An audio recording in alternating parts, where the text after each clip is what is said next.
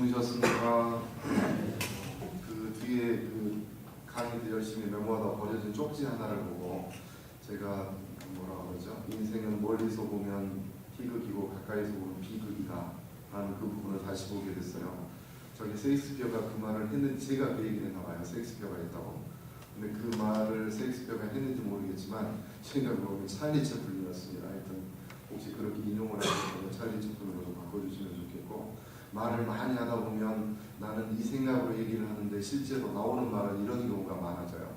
나이가 먹으면 특별히 더 많아지는 것 같죠. 그죠? 그래서 조금 그런 면에서는 주의를 좀 요하는 부분이기도 한 것 같습니다.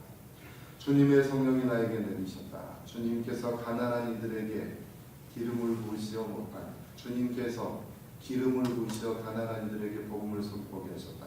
묶인 이들을 풀어주고 눈먼 이들을 보게 하고 억눌린 이들에게 예방을 선포하며 주님의 은총회를 선포하게 하셨다.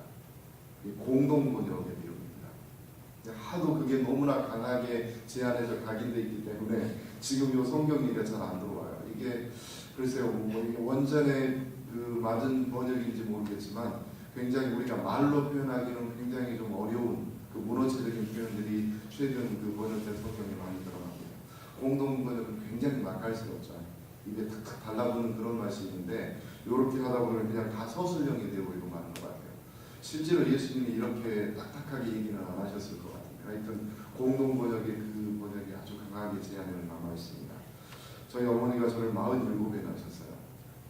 그리고 나서 이제 그 중학교 졸업하고부터는 계속 밖에 생활을 하다가 돌아가시기 몇 년 전에 이제 집에 들어가서 같이 살게 되는 일들이 벌어졌고, 그러면서 이제 그분이 제가 이제 그 마지막 유언이셨죠. 유학하다가 어머니 때문에 들어왔는데 엄마가 저에게 한 마지막 유언은 너는 내 새끼 아니여였습니다. 치매 걸려가지고 정신이 오락가락한 상황 안에서도 그분이 하신 마지막 유언은 그거였어요. 로마로 다시 돌아가려고 하는데 딱 왔는데 건강해지신 거예요. 그래서 다시 돌아가야 되는 상황이 벌어졌는데 그분이 하신 말씀은 너는 내 새끼 아니여였습니다. 수도원에 보낼 때 뭐 신자도 아니셨고 그래도 그 서운한 마음이 그대로 드러날 수도 있고 혹은 영을 받아서 하신 말씀이 있잖아요. 너는 내 새끼가 아니라 하느님 새끼요. 우리가 이렇게도 들을 수 있어요. 근데 어머니가 사실은 10년 넘게 한쪽 눈이 안 보이는 상태로 사셨습니다. 귀도 똑같았어요. 그러니까 계속 밖에서 뭐 논일하고 관일하고 그러다 보니까 눈이 멀었는지 귀가 먹었는지를 모르고 사신 거죠. 그러다가 이제 나중에 뭐 어려워서 검사를 해봤더니 보청기를 낄 수 없을 만큼, 왜냐하면 달팽이관이나 이런 것들이 다 녹아내려가지고 그 보청기를 쓸 수 없는 상황. 그 상황 안에서 제가 이 복음을 들었을 때 그것이 얼마나 큰 희망이었겠습니까? 하느님 나라를 선포하시는 것이고 복음을 선포하는데 예수님께서 그 말씀을 하시는 거예요. 눈먼 사람들은 보게 된다. 귀 먹은 사람들은 듣게 된다. 우리가 갖게 되는 하느님 나라에 대한 희망 중에 하나가 되었습니다.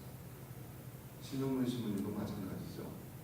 죽고 나면 이 모든 것들이 새롭게 회복되는 그 은총의 시간을 하느님과 반드시 맞이할 수 있을 거라는 희망이에요. 하느님 나라 가서도 여전히 그렇게 아파서 살지는 않을 겁니다. 그것은 확실하죠. 그렇게 된다면 이 육신을 벗어버렸을 때 그분이 갖게 되는 그 자유와 희망, 이런 것들에 대해서 우리가 함께 기도하고 또 희망을 가져보는 것은 의미가 있다고 생각합니다. 오늘 복음이 선포되는 그 시간적인 배경이 안식일입니다.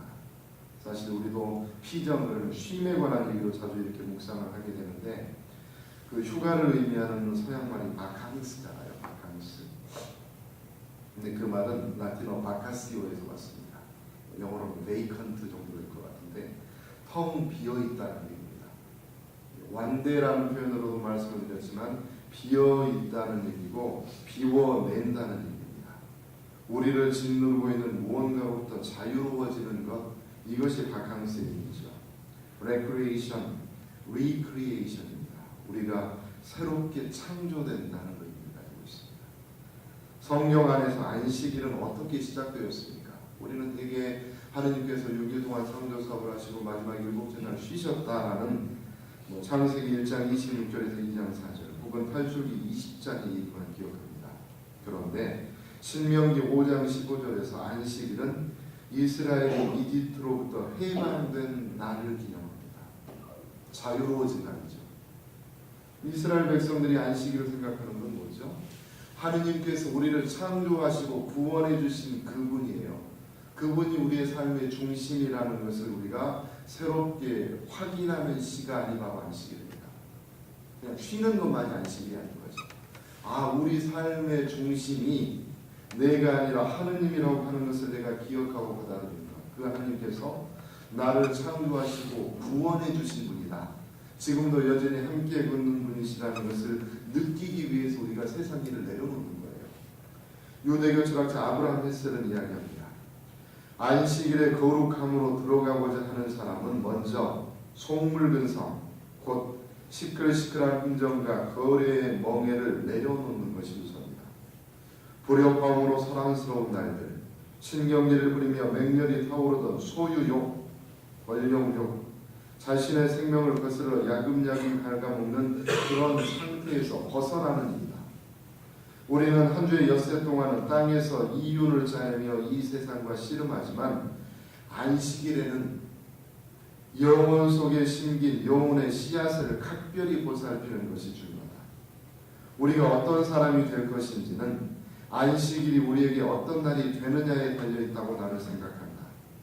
안식일을 지키는 것이 영적인 삶에서 차지하는 비중은 중력의 법칙이 자연에서 차지하는 비중만큼이나 크다.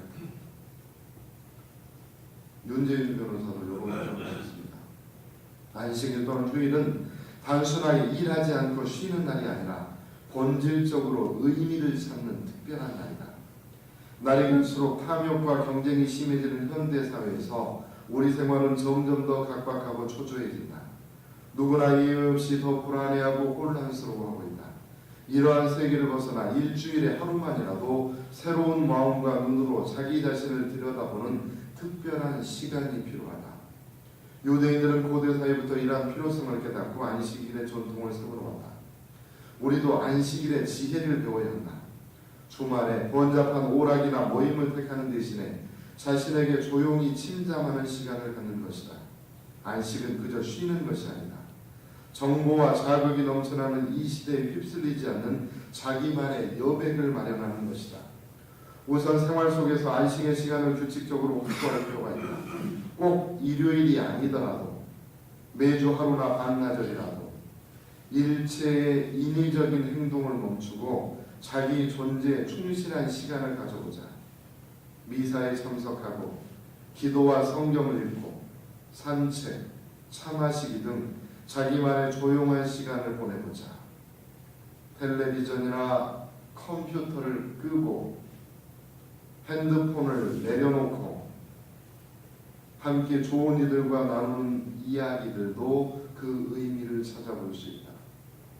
안식은 쫓기며 지낸 일상생활을 바라보며 불필요한 껍데기를 벗어버리는 그런 적극적인 행위이다. 시대의 흐름을 살피고 쓸데없는 것들로부터 자신을 지키는 일이다. 이렇게 할 때 진정한 쉼이 올 것이며 이것이 자신의 참된 힘이 될 것이다.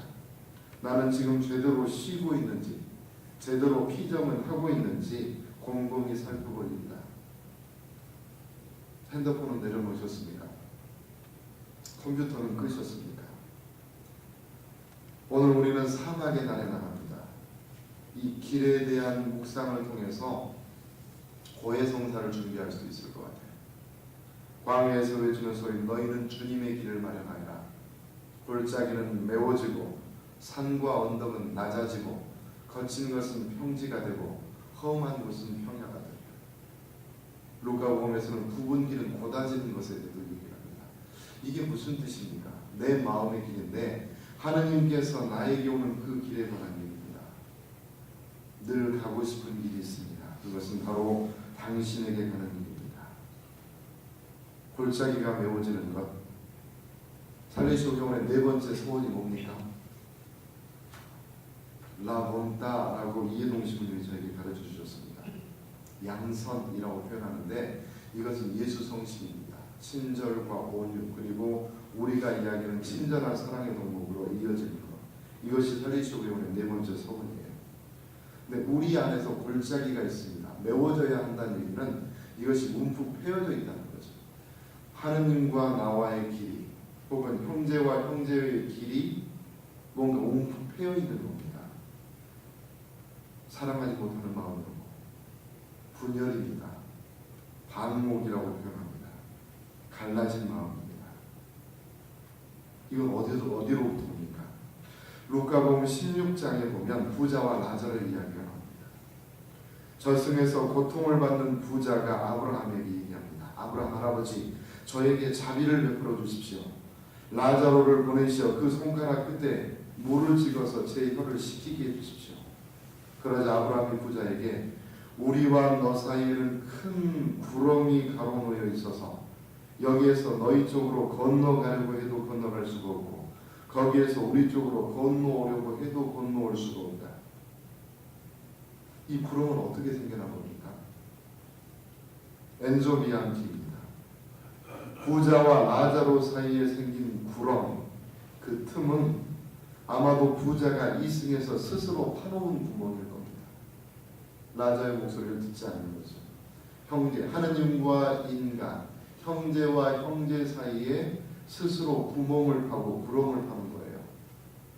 그 친교를 거부하는 것은 스스로 삽질을 하는 거라고 표현하는 겁니다. 형제를 거부하는 것, 하느님을 거부하면서 계속 스스로 삽질을 하는 거죠. 삽질을. 그래서 그 스스로 구렁이를 만들어 놓는 거예요. 이거 우리가 하느님 나라 가면 반드시 건너야 할 그 틈이 되어버린 것들에 관한 얘기입니다. 아주 재밌는 표현인데 이승에서는 부자가 라자로의 고통 소리를 듣지 못합니다. 근데 하느님 나라 가니까 어떤 일이 벌어져요? 그 부자의 신음소리와 고통 소리를 라자로가 듣지 못해요. 이 일이 벌어지는 겁니다. 관계를 읽는 시간, 우리 신안동의 영물 군수님 아드님께서 쓰신 문유환 교수 책에 나온 얘기인데 상처에 관한 얘기입니다. 이제 삽질에 관한 얘기인데 자기가 이제 정신분석학자니까 물어보는 거예요.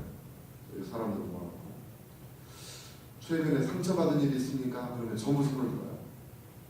내리고 혹시 내가 상처를 준 일이 있습니까? 거의 손을 드는 사람이 없습니다. 문유환 교수가 하는 얘기는 그거예요. 내가 누군가에게 상처를 줬다는 것을 인정하고 받아들이는 사람은 심리치료받는 사람이 아니에요. 무조건 나만 상처받았어요. 나는 이만큼 해줬는데 그 사람이 나한테 이걸 안 해줘. 맨날 나만 상처받는 사람이에요. 스스로 삽질하는 거죠. 이게 심리적인 문제를 만들어낸 거예요. 제 얘기가 아니라 관계를 읽는 시간에 나오는 얘기입니다. 제 안에 있어요. 저도 화해하지 못하는 형제들이 있습니다. 저도 화해하지 못하는 가족들이 있어요. 함께 바라보는 문제입니다. 함께 고민을 좀 해보시면 좋겠어요. 산과 언덕들이 낮아지는 것은 바벨탑입니다. 내 스스로, 내 의지대로 내가 다 했는 것이 아니라 하느님께서 함께 하신 그 일들에 대해서 내가 한 일로 받아들이는 거죠. 그러다 보면 억울한 일들이 생깁니다.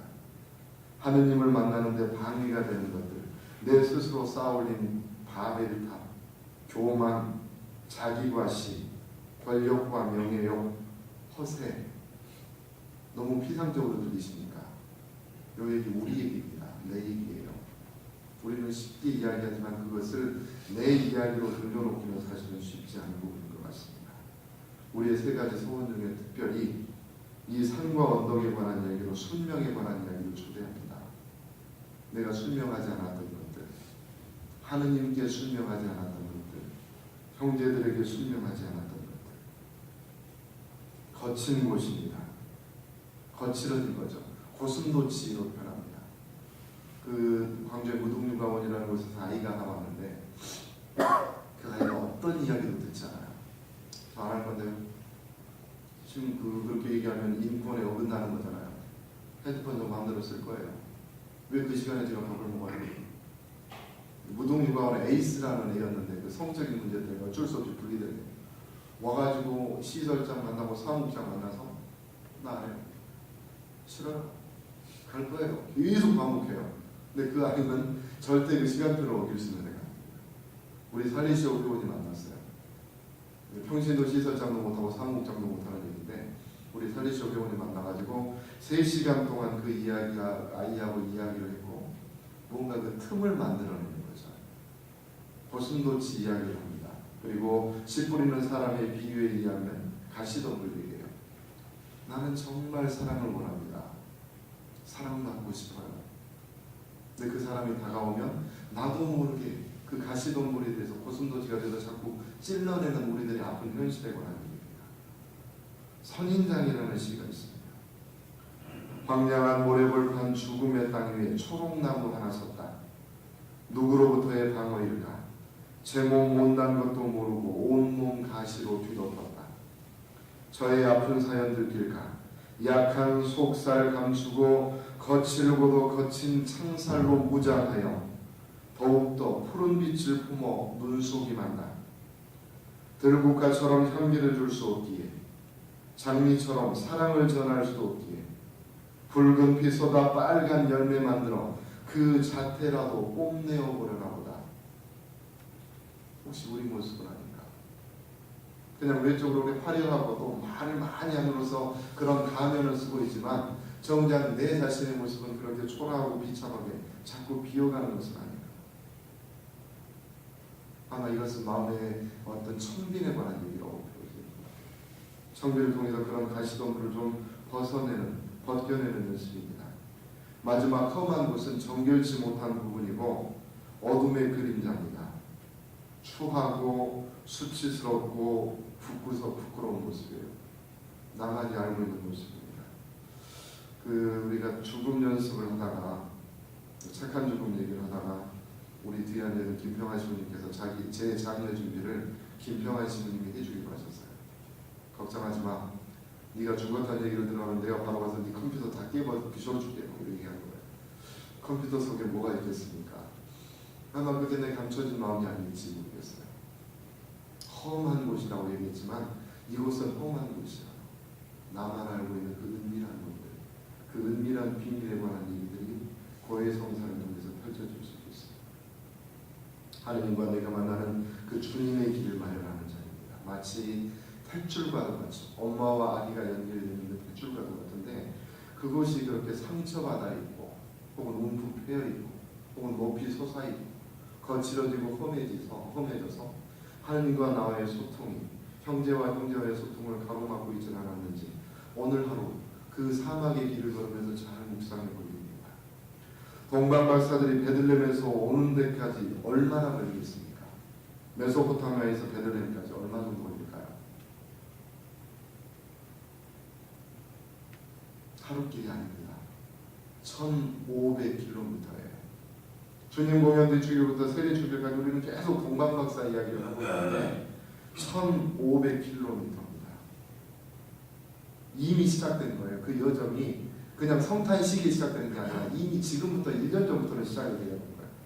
그들은 먼 거리를 바람과 모래, 눈과 추위, 강도와 거친 광야를 감수하며 걸었습니다. 외적인 위험 말고도 수도 없이 내적인 갈등을 겪었을 것입니다. 어느새 자리 잡은 지루함, 내면에서 들려오는 낮고 어두운 절망의 소리가 그들을 더욱 힘들게 했을지도 모르겠습니다. 그들은 낮이 아니라 밤에 걸었습니다. 별빛을 따라가요. 길을 잘못 들기도 하고 서로 다투기도 하고 별이 뜨지 않는 밤에는 갈 수도 없습니다.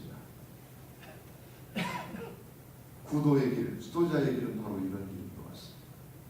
결코 쉽거나 편한 길이 아닙니다. 거기에는 많은 어려움과 유혹이 도사리고 있습니다. 그 길을 제대로 걷기 위해서는 아마도 신실한 벗들이 필요할 것 같아요. 동방박사들이 그랬던 것처럼 뜻을 같이 하는 든든한 동지가 있을 때, 형제가 있을 때 우리는 혼란과 회의 속에서 더욱 빨리 벗어나 다시 열정을 회복하여 구도의 길에 용맹정진할 수 있기 때문에 그렇습니다. 되게 우리가 복음을 잘 듣고 독서는 잘 안 듣습니다. 오늘 독서 이야기를 다시 한번 잘 읽어보시고 또 사막의 길을 떠나시면 좋을 것 같은 생각이 들어요. 길이 끝난 곳에서도 길은 있다. 길이 끝난 곳에서도 길이 되는 사람이다. 스스로 봄길이 되어 끝없이 걸어가는 사람이다. 강물은 흐르다 멈추고 새들은 날아가 돌아오지 않고 하늘과 땅 사이의 모든 꽃잎들이 사라져도 보라, 사랑이 끝난 곳에서도 사랑으로 남아있는 사람이다. 스스로 사랑이 되어 한없이 봄길을 걸어가는 사람이다. 안 됩니다. 제 힘과 의지로는 안 됩니다. 사랑이 이미 끝났습니다. 관계가 끊어져 버렸어요. 더 이상 그 구렁을 건널 수 없습니다. 그러나 우리가 그렇게 얘기할 때 그 불가능을 가능케 하시는 하느님께서 이제 개입하시는 시간입니다. 내가 안 됩니다. 인간적으로.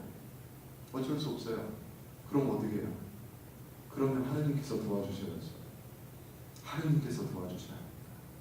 사랑이 끝난 곳에서도 또다시 우리에게 사랑이 되어주는 그 하느님과 함께 정말로 기쁘게 떠나는, 용기 있게 떠나는 그런 은총의 여정이 되시기를